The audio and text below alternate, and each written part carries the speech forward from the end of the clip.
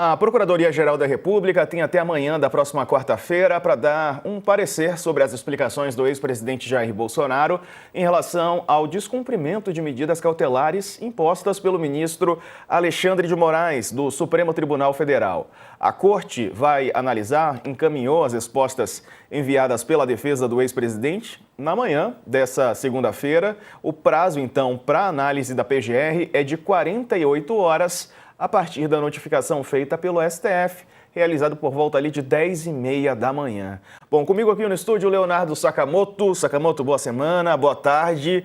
Bom, PGR tem um prazo de 48 horas. Dá para imaginar qual vai ser o parecer do nosso Goné? Boa tarde a todos e todas. Boa tarde, Diego. Boa tarde, pessoal que não acompanha a gente aqui no All News. Não. Infelizmente não dá. Porque é o seguinte, até na sexta-feira, o pessoal normal estava se preparando para o final de semana, para descansar, né? Pelo menos quem tem jornada 5-2, quem tem 6-1 ia ter que trabalhar um dia a mais, né? Mas a gente do jornalismo estava discutindo internamente, falando, poxa, será que o Moraes vai dar 24 horas para o Gonê, que era o que se estimava originalmente, para responder às colocações dos advogados de Jair Bolsonaro que tinham ficado pronto na sexta-feira à noite, já sido entregues aos 45 do segundo tempo, e era o medo, o medo por quê? Porque aí, se por um acaso o Gonê desse uma resposta rápida, né, eventualmente o ex-presidente Jair Bolsonaro poderia ter sua prisão domiciliar convertida em preventiva, né, no final de semana mesmo, ou seja, todo mundo tinha ido descansar, voltava para o plantão para trabalhar. Como ele deu até quarta-feira, né, a gente vai ter uma resposta do futuro do ex-presidente Jair Bolsonaro até sexta, semana útil, né, vai dar tempo de cobrir direitinho. A questão é que ninguém sabe ao certo. Há elementos de sobra para que o ex-presidente Jair Bolsonaro tenha a sua prisão domiciliar convertida em prisão preventiva. Vamos lembrar que essas cautelares tomadas contra ele, elas não estão dentro do processo que o julga, junto com outros aliados, por tentativa de golpe de Estado, dissolução violenta do Estado Democrático de Direito, organização criminosa armada, dano ao patrimônio tombado e por aí vai. Não. É um outro inquérito que analisa obstrução de justiça, coação no curso do processo, ataque à soberania, que é exatamente a tentativa de fazer com que o julgamento por golpe de Estado vire geleia, com a ajuda, inclusive, do presidente Donald Trump, do filho dele, que está nos Estados Unidos, que também foi indiciado junto com ele na mesma ação. Então, o que acontece é que afinal de contas, né, a Polícia Federal mostrou, usando conversas no celular do ex-presidente, dele com o filho Eduardo Bolsonaro, dele com o pastor Silas Malafaia, mostrando que sim, que ele agiu para pressionar, sim, as instituições brasileiras para livrarem o pescoço dele. Ele mesmo colocou, olha, se não tiver anistia, não vai ter fim, o tarifaço não vai acabar, não. O tarifaço esse que colocou em risco empregos, colocou em risco empresas, colocou em risco uma parte da economia brasileira, vindo de uma pressão indevida dos Estados Unidos para o STF, o Congresso Nacional, outras instituições livrem a cara do presidente. Então, está tudo nesses diálogos. O presidente Jair Bolsonaro tinha sido proibido de postar, de abastecer as redes sociais, principalmente com conteúdo que significaria um pau no processo, um ataque ao processo, e isso ele fez. Né, tem lá as conversas, tem o Malafaia, olha, pega isso aqui, posta lá, e não sei o que, anistia e tudo isso mais. Ou seja, elementos para converter, porque ele desrespeitou as decisões judiciais, então teria elementos. A questão, Diego, para terminar, o Procurador-Geral da República e o ministro Alexandre de Moraes vão considerar o melhor movimento no meio desse furdunço todo? Por quê? Porque o ex-presidente Jair Bolsonaro vem esticando a corda há muito tempo, seus aliados também, exatamente para provocar ações por parte do Supremo Tribunal Federal, com o objetivo de se vitimizar, com o objetivo de puxar e de incitar mais ações dos Estados Unidos contra o Brasil, com o objetivo de pressionar o STF e o Congresso Nacional.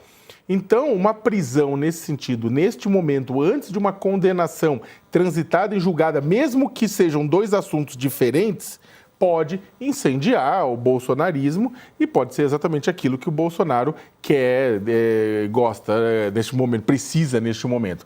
Lembrando, é claro, que ele não quer ir preso, mas ele sabe que, seguindo o curso das coisas, inexoravelmente, ele vai preso no final. Então, é isso, no final das contas. Elementos para prisão, tem. Para a conversão domiciliar em preventiva. A questão é se há uma análise por parte do PGR e do Alexandre de Moraes, se isso não seria fazer a vontade do bolsonarismo, se isso não beneficiaria o bolsonarismo. Quem está conosco também é o Marco Antônio Teixeira, cientista político da FGV. Professor, bem-vindo, boa tarde. Bom, agora é esperar o parecer da PGR, né, para ver exatamente quais serão os próximos passos dessa investigação. Boa tarde. Diego, boa tarde, Sakamoto. Eu vou na linha do Sakamoto, Diego. Eu acho que tem uma questão aí muito mais política, né, de análise das implicações do que do mérito em si. Tá? Por que eu falo isso? Porque eu adicionaria aí, Sakamoto, um outro episódio aí, que foi o episódio Marcos Doval no final de semana, né? E a gente também não sabe muito bem ainda qual vai ser a reação do Supremo e da própria PGR, né? Então, nesse momento, como estamos cada vez mais próximo do julgamento e o Bolsonaro anunciou que quer assistir o julgamento, quer estar presente no plenário, né? A decretação de uma prisão preventiva, não estou discutindo aqui os elementos, estou discutindo as implicações, poderia inclusive, tá, soar muito mais aquele discurso da chamada perseguição implacável, né, de cercear direitos ou qualquer coisa dessa natureza. Então, esse é um momento que todo o passo ele tem que ser, como é que se diz, analisado a partir do impacto que ele provoca, não é? Então, assim, talvez esteja se olhando menos o mérito, né, porque tem questões aí que são muito materiais, e mais o que significa isso diante do conjunto, né, de situações aos quais as instituições estão expostas, não é? Como, por exemplo, sanções dos Estados Unidos, a discussão de tarifas, né? Sanções aí a membros do STF, de suas famílias, né? Ou seja, as implicações são para além das questões que a gente consegue ver que é prender ou não. E o grau de pressão sobre o Supremo pode aumentar ainda mais, não é? Então, acho que o passo nesse momento é analisar o momento e analisar as consequências do momento. Acho que é isso que eu estou entendendo também. Agora, o Sakamoto, o Bolsonaro, ele quer ir para esse julgamento, né? O detalhe é que ele está em prisão domiciliar, a gente não sabe exatamente se haverá liberação ou não para que ele vá presencialmente ao julgamento, que eu lembro começa no dia 2, deve ir até o dia 22 de setembro, né? A informação é a seguinte, que ele discute com aliados para definir se vai participar presencialmente do julgamento da trama golpista, disse a pessoas próximas que gostaria sim de estar na corte em algumas das sessões, quando ficaria frente a frente com os ministros que ele considera, né, são os algozes, mas aliados têm citado a possibilidade do quadro de saúde do Bolsonaro ser um empecilho para esse plano.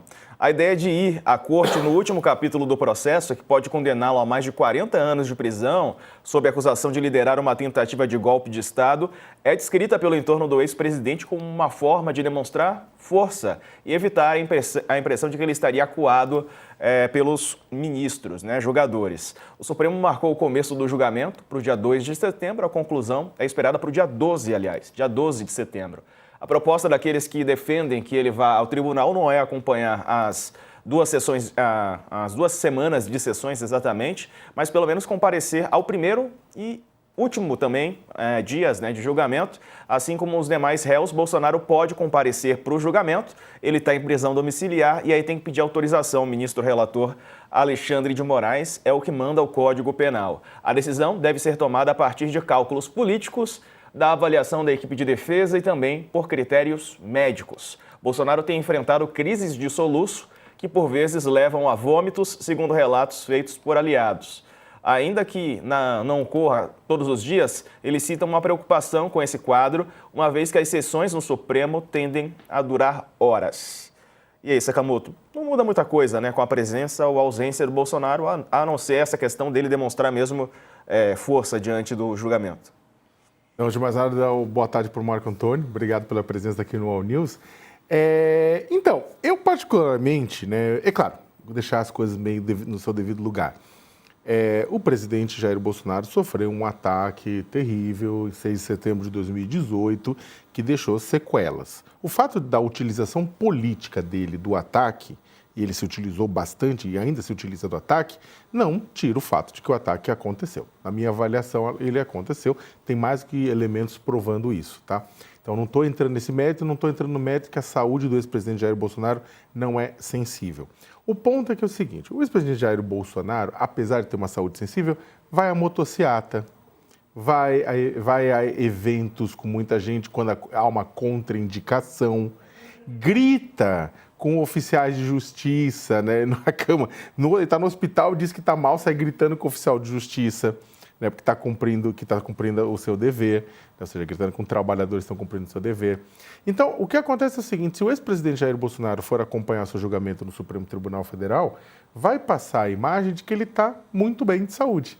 E agora, os defensores dele estão tentando trabalhar com mitigação de danos. Porque é o seguinte, a chance do Bolsonaro ser condenado é a chance do sol nascer, da chuva chegar, sabe, da flor desabrochar. Vai acontecer, pode acontecer mais cedo, mais tarde, mas vai acontecer. A chance é mínima dele ser absolvido diante da profusão de provas que tem disponível.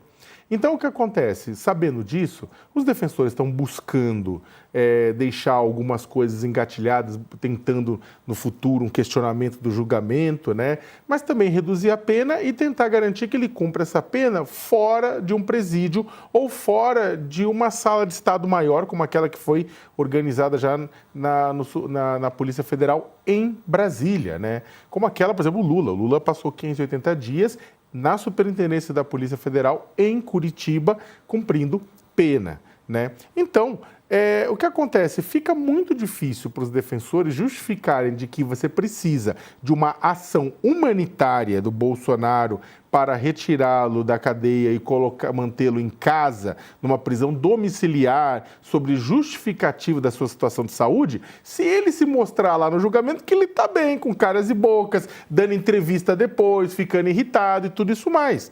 Ele, daqui até o julgamento, ele vai ter que mostrar que a saúde dele está fragilizada. Para quê? Para depois cavar e tentar conseguir esta opção que não é obrigatória. O Supremo e nenhum tribunal precisa dar. Mas muitos tribunais, diante de uma situação de saúde complicada, garantem a prisão domiciliar. Então, neste momento, não ir no julgamento ajuda o Bolsonaro a construir a justificativa de que ele precisa ficar em casa. Chamar para a nossa discussão Davi Tangerino, que é professor de Direito Penal da Universidade do Estado do Rio de Janeiro, a UERJ. Professor, bem-vindo, boa tarde. Começo com essa última pauta aqui. A gente falou sobre a possibilidade do Bolsonaro ir presencialmente ao julgamento, ele que está em prisão domiciliar. A decisão é do ministro Alexandre de Moraes, né? O senhor acredita que haveria algum empecilho, a não ser a saúde mesmo do ex-presidente? Uma boa tarde. Boa tarde. Olha, de fato, do ponto de vista jurídico, né, a regra, o conveniente, e acho que se houvesse esse pedido, o ministro Alexandre deferiria, é que ele pudesse participar desse ato, que lhe diz respeito, ele que está sendo julgado, né? Mas acho que o Sakamoto traz bons pontos, né, que imagem ele quer passar para o judiciário. Na verdade, acho que a cruz e a caldeirinha é essa, né?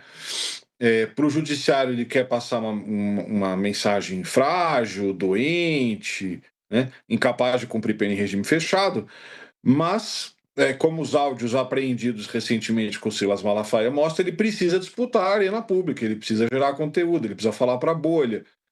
E comparecer mandaria essa mensagem de tenacidade, de liderança. Acho que vai ser difícil encontrar um meio termo. Ele vai ter que fazer uma escolha e acho que ele vai escolher participar, sim, se não de tudo, em algumas sessões. Pergunta, Sakamoto. Boa tarde, Davi, também, né? Agora, para aproveitar que o Davi chegou, eu queria questioná-lo com relação à questão do julgamento na primeira turma. Davi, caso o resultado do julgamento não seja unânime, ou seja, você tenha 1 ou 2 votos contraditórios à tese do relator, né? Por exemplo, se o ministro Fux votar de forma contrária, né? Isso tem a possibilidade de levar algum julgamento de embargo para o plenário, para o pleno do Supremo Tribunal Federal? Ou isso depende de uma decisão da própria presidente da primeira turma? Olha, invocando um meme, né, do Gilmar Mendes, vai ser a grosse confusione, porque é o seguinte, a resposta é um pouquinho longa, eu vou tentar ser bem sintético. No regimento interno, havia uma regra, até foi debatida na época do mensalão, de que quando houvesse 4 votos favoráveis ao réu, caberiam embargos infringentes para o pleno. Só que naquele momento, só o pleno podia julgar a ação penal. Eles mudam o regimento, atribuindo a competência para a turma e literalmente se esquecem de fazer uma regra específica de embargos infringentes. Em 2018, esse tema se colocou num caso do Maluf. Né? A gente não consegue ver a fundamentação porque o caso é sigiloso, mas consegue saber a decisão. Qual foi a decisão que eles deram então para a turma? Tem que ter 2 votos absolutórios. Não basta ser voto divergente, com pena menor, nada disso. Né? Inclusive, esse tema depois, mais recentemente, foi colocado na Débora do Batom, porque o Fux diminuiu a pena e tal. Né? Onde é que está, então, a grossa confusão? Parâmetro interno no Supremo tem 2 votos absolutórios. Só que isso é uma analogia, isso é um puxadinho, isso é um arranjado, porque não há previsão regimental expressa. Portanto, o que eu quero dizer é o seguinte: se a condenação não for unânime, né, se tiver um voto absolutório, que é importante que, né, que os espectadores e ouvintes se lembrem, ele é acusado de vários crimes. Então, pode haver um cenário em que ele seja absolvido de alguns, condenado em outros, né? Certamente vão querer suscitar uma questão de ordem, né? Vão querer que se debata no pleno qual é a regra de infringente. E aí pode haver uma divergência no tribunal, etc. No final do dia, Sakamoto, desculpem a resposta longa, eu acho que, havendo um único voto absolutório, não vai mudar a situação, mas vai ter bastante carnaval até se chegar a essa conclusão. Pergunta pro Davi ou professor Marco Antônio? Oi, Davi, é uma questão aí que me inquieta bastante, não é, Davi? Eu estou aqui pensando na seguinte situação, não é? Tem hoje aí o episódio do Marcos Duval, tem todo esse imbróglio aí em relação à questão do Jair Bolsonaro, que pode converter ou não converter em prisão preventiva. Vamos imaginar que o Duval tem uma decretação de prisão e o Bolsonaro também tem um pedido de prisão preventiva. Será que o Supremo consegue segurar isso nesse momento, Davi? Como que o jurista vê isso politicamente? Porque eu, como cientista político, quando eu olho para a questão jurídica, eu falo, será que a questão jurídica por si só segura, não é? Tá, então eu queria te ouvir um pouco. Olha, eu acho que o Alexandre vai resistir ao máximo em decretar essa preventiva neste momento. Né? Primeiro lugar, porque literalmente em uma semana e 12 horas, sei lá, começa o julgamento. Né? Ou seja, nos próximos 8, 9 dias, nós vamos ter o voto dele condenatório. Né? E, portanto, o desgaste de mandá-lo para uma unidade prisional durante o julgamento que já deve, espero eu, né, toda a segurança esteja sendo pensada, porque vão ser dias críticos.